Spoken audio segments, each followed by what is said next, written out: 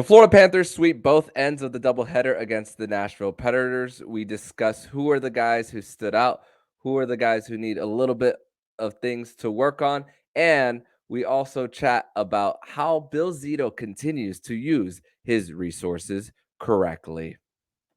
You're Locked On Panthers, your daily podcast on the Florida Panthers. Part of the Locked On Podcast Network. Your team every day.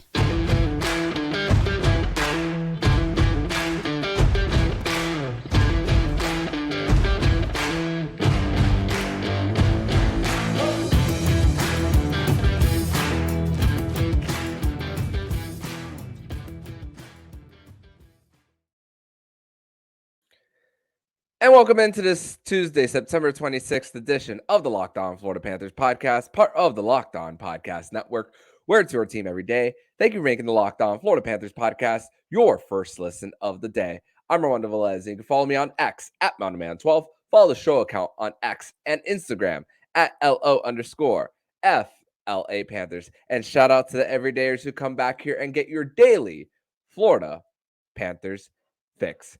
And today's episode is brought to you by FanDuel Sportsbook, official sportsbook of Locked On. Make every moment more right now. New customers can bet $5 and get up to $200 in bonus bets guaranteed.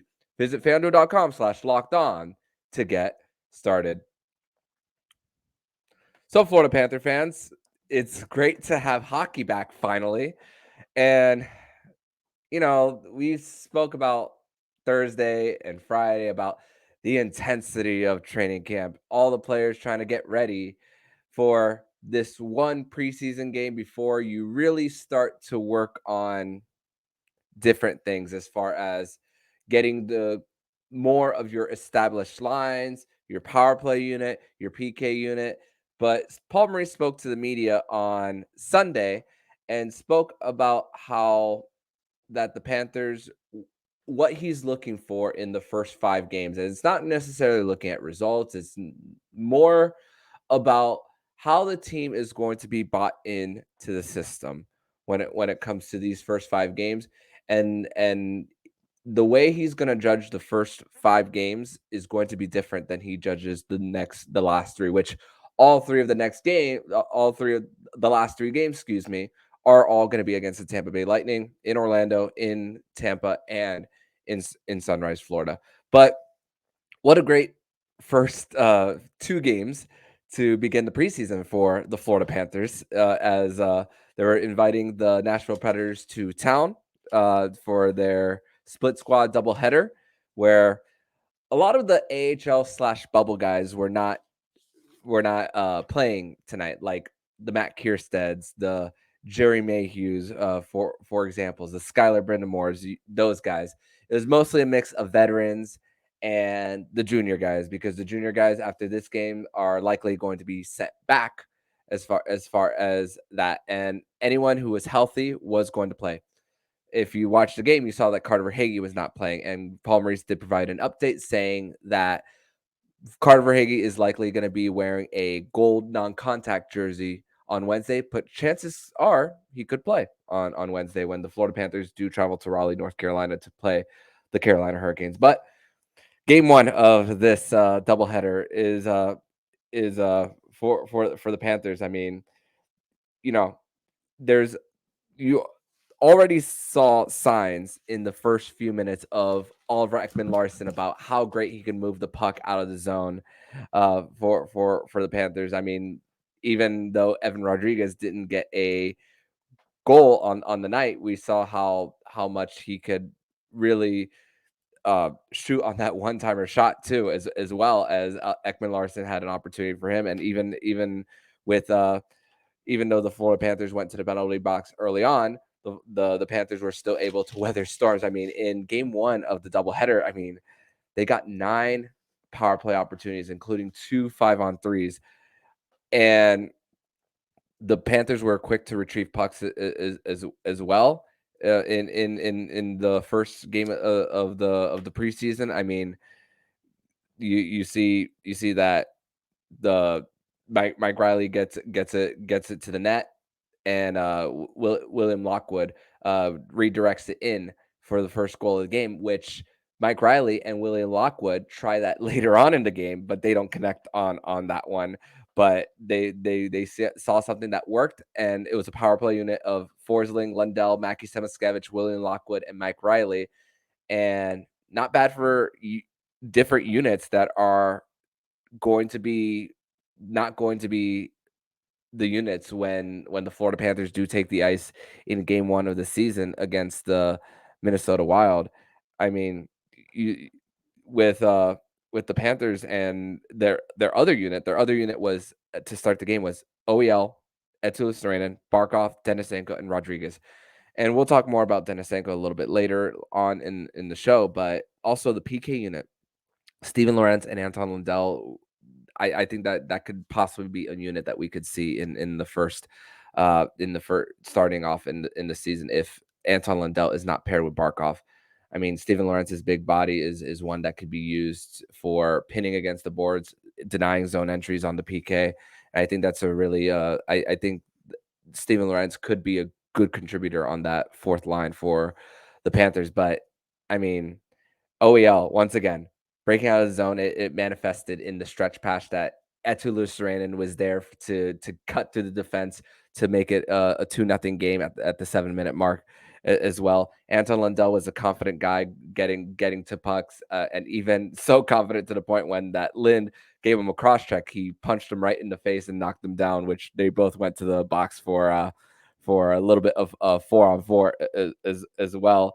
And going on into the second period, I mean, you get 4 power play opportunities in the first, and then it carries over to the second period. I mean, Panthers were going to the box early. Marek Alsher and Barkov go to the box as well, but still, the Panthers uh, were still creating opportunities as well later on in the game. I mean, it settled down a little bit in that second period, but with the Panthers, I mean, 4 power play goals on the night for the Panthers. I mean,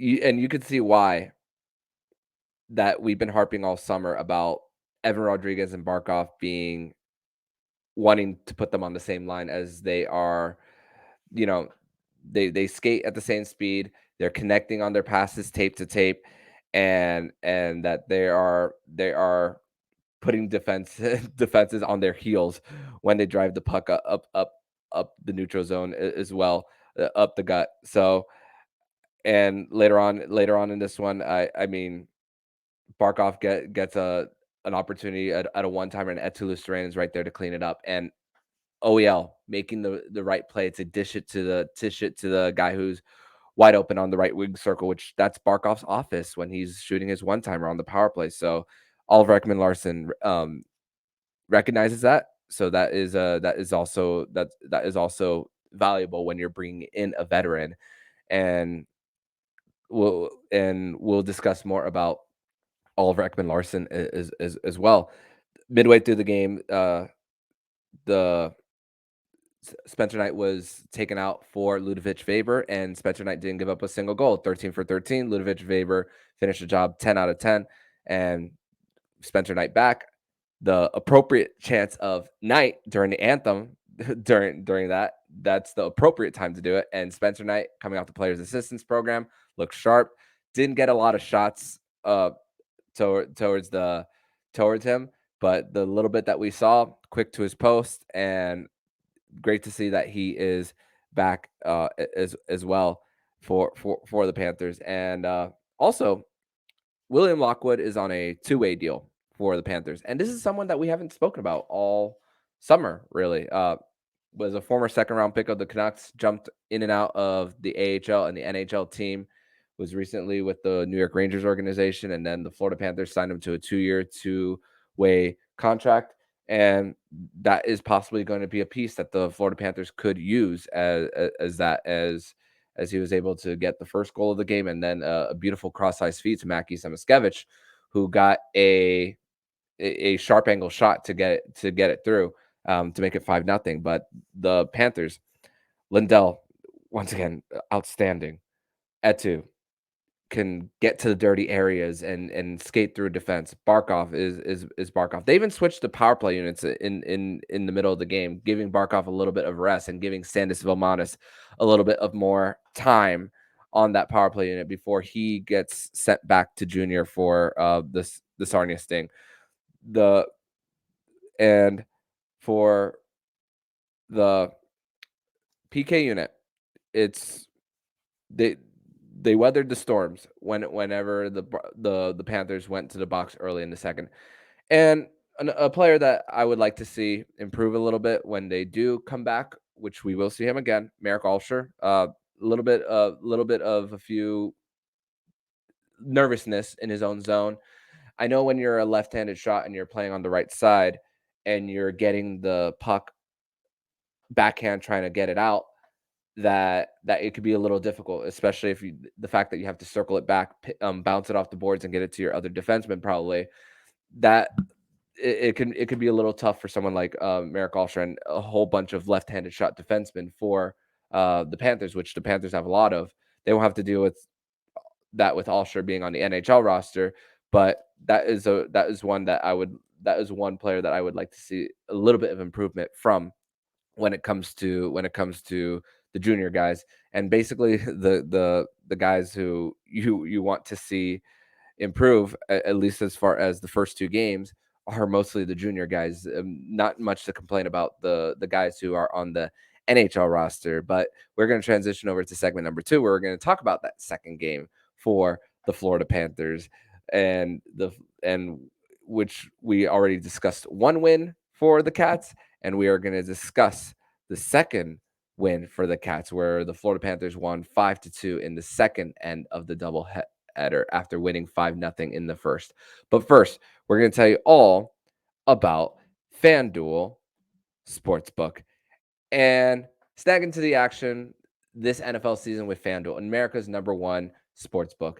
And if you are big on betting on the Miami Dolphins after scoring 70 points, well, you might want to go to FanDuel Sportsbook to put some of your bets on the Dolphins before the odds drop a little bit and you don't get as much of your winnings if you waited this long to start betting on the Fins. But right now, new customers get up to $200 in bonus bets guaranteed when you place a $5 bet. That's $200 in bonus bets, win or lose. If you've been thinking about joining FanDuel, there's no better place to get in on the action. The app is super easy to use. There's a wide range of betting options, including spreads, player props, over-unders, and more. So visit fanduel.com/locked on to kick off the NFL season. Once again, that is fanduel.com/locked on to kick off the NFL season. FanDuel, official partner of the NFL. Segment number two here on this Tuesday, September 26th edition of the Locked On Florida Panthers podcast. Thank you once again for making the Locked On Florida Panthers podcast your first listen of the day. And game two of this doubleheader, which, if you did not watch this game live, you don't know that this part happened. But if you did watch the game from the comfort of your own home, you had a little bit of issues with this game as far as the stream. And I, like a lot of Florida Panther fans, for game two, missed the last 22 minutes of this game. So bear with me as I'm trying to discuss while only watching 38 minutes worth of hockey, because the stream was freezing up and down for the last 22 minutes of the game, and literally no one was able to watch unless you were at the arena covering this game. So gonna do my best. But from what I have observed in this one is the fact that the second line, which was the first line in this game, of Cousins, Bennett, Kachuk, is still firing on all cylinders. My goodness, the physicality that Sam Bennett brings, the speed that Nick Cousins brings going up the left wing, the the toughness of Matthew Tkachuk getting on the doorstep. These guys battle along the boards. These guys know where each other they know where they are on the ice as well. And the Panthers in this one, at least through the what I was able to see, they didn't get a shot on goal until the 7-minute mark. And then they ended that period 17-8 in shots on goal advantage for this one. Why? Back checking, getting to rebounds and still cycling the puck around, which they were overwhelming UC Soros in the first 20 some odd minutes of 30 minutes, because they went out, both him and Bobrovsky went out at the 33-minute mark of the game. But you think about the first one, which was not the Kachuk line, but what did the first two goals have in common? Is getting it down low and trying an opportunity, and then someone crashing the net, which Davies got it. Davies got it to Justin Sortif. He tries a backhand attempt, and then Kevin Stenlin, a guy who's going to spend some time on the fourth line with Lorentz and Lomberg, a guy who Bill Zito is very familiar with, crashes the net, falls on his side, is a little bit slow to get up, but Kevin Stenlin working with younger guys like a Josh Davies and a Justin Sortif, who Justin Sortif, I like his game, even though he needs a little bit of work in the American Hockey League this year. Still is created a great opportunity for Kevin Stenlin there. And the second one, the Panthers win a board battle. Matthew Tkachuk gets it, retrieves the puck, and a shot, rebound, and then Bennett goes crashing net and scores backhand on a juicy rebound. And the Panthers were consistently doing that. The Predators had no answers as far as trying to break the puck out, not generating speed through the neutral zone, which the Panthers were. It's like reaching into their pocket and taking their lunch money. That's what happened through the first 15 to 20 minutes of this game. And also the Panthers using their speed on give and goes. And we talked about Oliver Ekman-Larsson in the last segment in the first game, but Nico Mikkola, who the Panthers gave him term, and you can see just when he's on the ice with the rest of them how much bigger he is than everyone else. That guy was getting physical, winning his board battles. And we spoke about earlier in the first few days of training camp how Nico Mikkola was losing battles to Matthew Tkachuk, but was winning them against everyone else. If you're losing them to Matthew Tkachuk, but winning against everyone else, you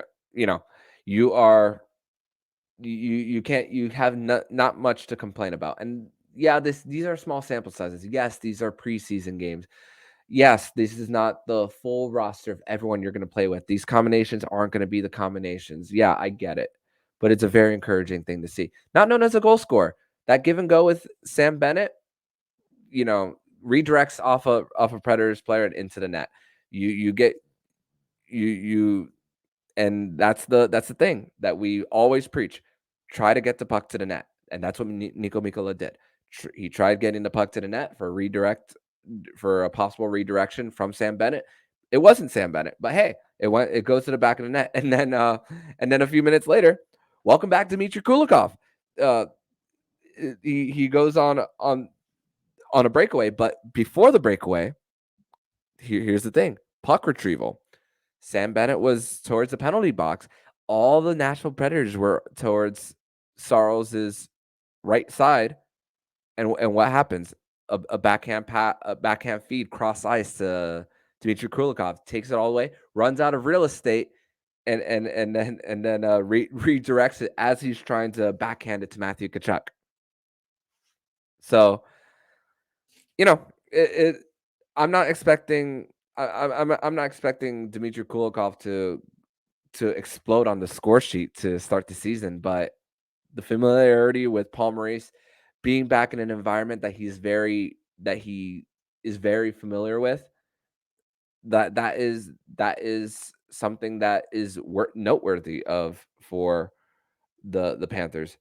A few guys that I want to the few guys that I want to see do a little better, because the Panthers, the the Predators, excuse me, made adjustments through the first after the first period, and the Panthers were getting being a little careless with the puck a few times.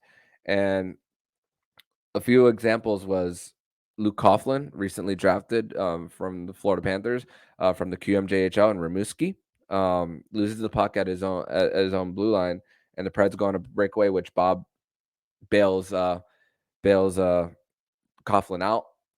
And it happens again where he slips on the ice, and the Predators go on a breakaway. Bob comes out with the save on that as well. And Grayson Sachin had a giveaway as well, which Bobrovsky was able to bail him out. Bobrovsky gives up only one goal on the night, which you're not gonna really complain about, going 22 of 23 on the night.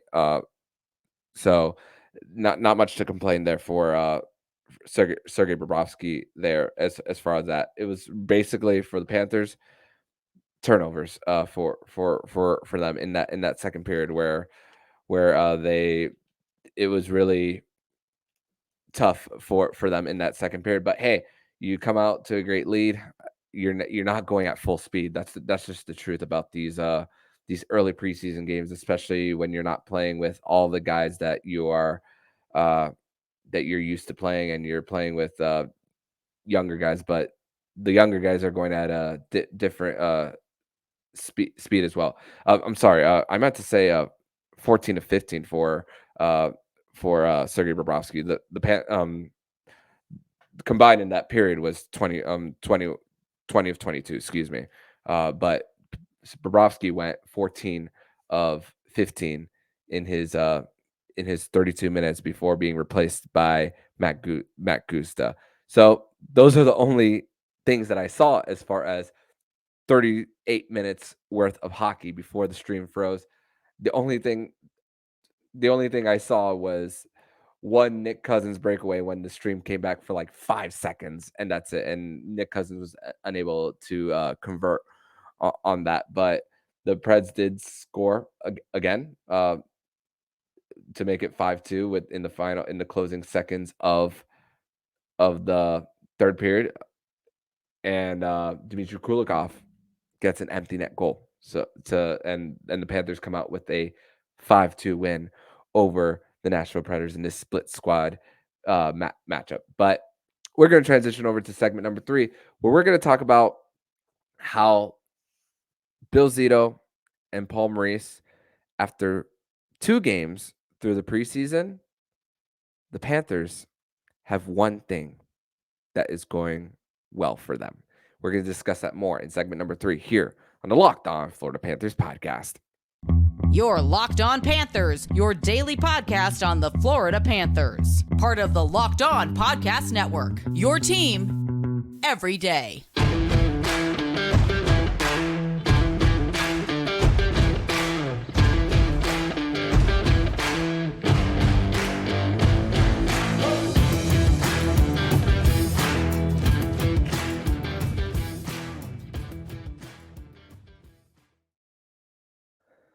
Third and final segment here on this Tuesday, September 26th edition of the Locked On Florida Panthers podcast. Thank you once again for making the Locked On Florida Panthers podcast your first listen of the day, as the Florida Panthers are coming off a doubleheader sweep against the Nashville Predators. So basically, the Florida Panthers aggregate, they won 10-2. Touchdown, extra point, and field goal, while only giving up a safety to the opposition. If you really want to truly think about it in football terms, I mean, I'm riding high as far as sports. The Marlins are in it, which they're one game back of Arizona and Chicago, and they own the tiebreaker on both of them. The Dolphins just scored 70 points on Sunday, and the Florida Panthers are 2-0 to start the preseason, which you got to feel good about everything that happened on Monday. And I know, once again, preseason, it's a time where a lot of guys can overreact to certain things. But I think what I'm observing on Monday, especially when you think about a team that's just coming off the Stanley Cup final, you think of destination franchise, a term that we've used and possibly beaten the dead horse with because it rings true. You think about the lack of draft capital, the limited resources that Bill Zito has had with salary cap and draft pick and getting value of it, which Bill Zito's only made 2 first-round picks, Anton Lundell, Mackie Semiskevich. And Mackie Semiskevich showed out tonight. Well, last night because it's being released on a Tuesday. And you look at Grigory Danisenko, didn't really notice too much of him. A draft pick from the previous regime. And let's talk about one thing that the Panthers have. And with that second line, but basically it's a 1A line in Kachuk, Cousins, and Bennett. Most teams, that would be their top line. For the Panthers, they have that luxury of it being their second, which is a thing of beauty. That revealed one thing. The Florida Panthers have so many great problems on their hands. It's beautiful. You think about Carter Hagee, who hasn't played in the preseason yet, sat out the last 2 practices, 3. And Paul Maurice was looking to fit him in the second line on Bennett's left wing. But with how that line clicked on Monday, you can see Carter Hagee going back to the top line. Evan Rodriguez is very versatile. Paul Maurice spoke about how he can play every part of every part of the ice.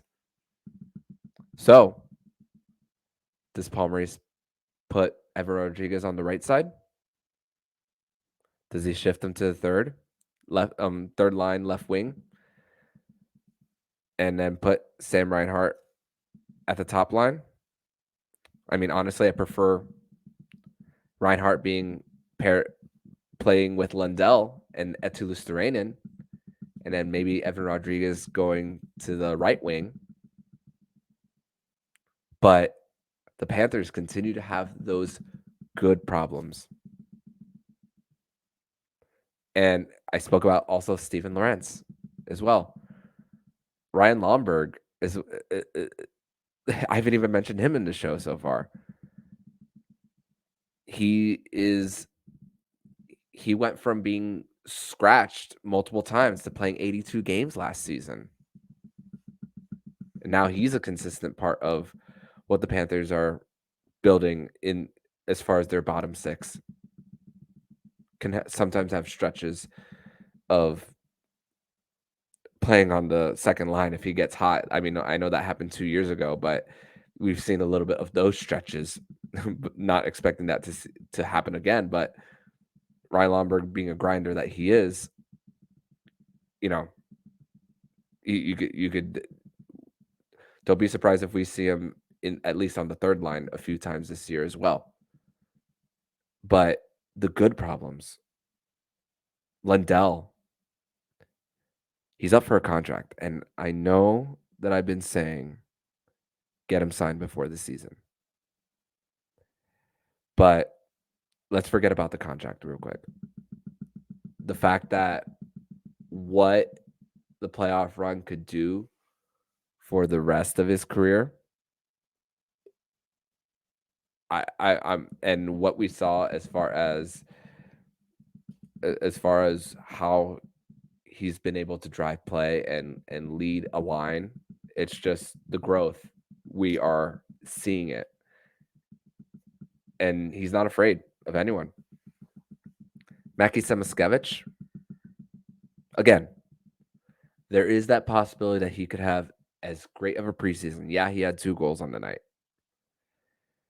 But the fact that he could even start in Charlotte because they don't want to lose other guys to waivers, and then him probably being a midseason call-up based on injuries, not if, but when, that's another sign of good problems to have for this team. We mentioned Nico Mikkola earlier, your stay-at-home defenseman who is going to get his stick in the right place, block shots, eat pucks, you name it. And you saw a little bit of an offensive part of his game on that goal that was redirected. And Oliver Ekman-Larsson, which the Panthers, once again, are going to have to weather storms early on this season. No Montour, no Ekblad. Who the heck knows what their timetable is? And I know Nashville is in the middle of a transition period with rebuilding, or retooling, with Barry Trotz as the GM, Andrew Burnett, former Panthers interim head coach, as the head coach now of the Predators. They're in a little bit of a transition period. We know that. But if there's anything that we saw tonight from the Eastern Conference champions, while adding a little bit of depth with that freed up open cap space, and with Bobrovsky stopping breakaway opportunities, I wish I could have seen a little bit more of Matt Gusta. Unfortunately, with the stream issues that went on, I wish I could have seen what he had to offer.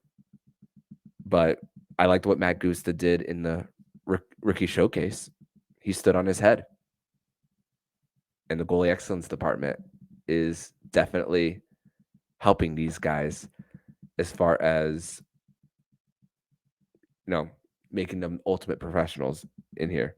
And Mike Riley, let's mention him real quick. Mike Riley knows there isn't a guarantee of making this team even without Ekblad and Montour around to start the year. So he's playing with a chip on his shoulder. Spoke all about it a few days ago to start training camp as well. So the fact that you have basically 3 defensemen who have a little bit of a chip on their shoulder, I think it's just, now that we've seen a full game's worth of hockey, it's got to make you feel good that the game is going to, the level of play for these guys is going to be elevated. And talking about the message from the veteran guys who did come back. The fact that they talk about how tight the room is, and then you're bringing new guys in. Those guys want to fit in. And you're going to get more respect if you are contributing to the winning too, and not causing problems around as well. So you don't think those new guys coming in are motivated? I just think this is gonna be good for the Florida Panthers. And so far so good. Yeah, does this game mean anything in the grand scheme of things? Absolutely not, as far as result. But you see the attention to detail that these guys have, as far as they're a lot of hockey sense when it comes to loose pucks and being the first ones there. As far as not pinching when you don't need to pinch as well, and creating a transition opportunity. Even though we saw quite a few in the second game, in the second period, but it's a group that I see that is still carrying on and still trusting in what Paul Maurice's system is offering and what he has to say, and it's proven true in the first game. We might have a different opinion in game number 2 and game number 3 and so on, but hey, the Panthers so far in the preseason are 2-0, and thank goodness for one thing is that they continue to have good problems, and that's what the contenders have. Just ask Tampa Bay for so many years. Pittsburgh has had good problems. This is what it's like to be in this territory. No pun intended. So that's where I'm going to leave you at on today's edition of the Locked On Florida Panthers podcast, where the Florida Panthers sweep the Nashville Predators in both games of the doubleheader. On tomorrow's edition of the show, Jacob Winans will be back for another edition of Winans Wednesday as we get opinions from him on games number 1 and 2, practice, and preparing for the Florida Panthers matchup on Wednesday against the Carolina Hurricanes. But in the meantime, if you like what you're hearing, please subscribe to the podcast to be notified every single time the Locked On Florida Panthers podcast jumps into your podcast feed. Don't forget to also subscribe to the other shows on the Locked On NHL network, including Locked On NHL, Locked On Fantasy Hockey, Flip Livingstone, and Steer Roden, and Locked On NHL Prospects. Thank you for making the Locked On Florida Panthers podcast your first listen of the day. So I'm Armando Velez, signing off. And you've been listening to the Locked On Florida Panthers podcast, part of the Locked On Podcast Network. We're your team every day.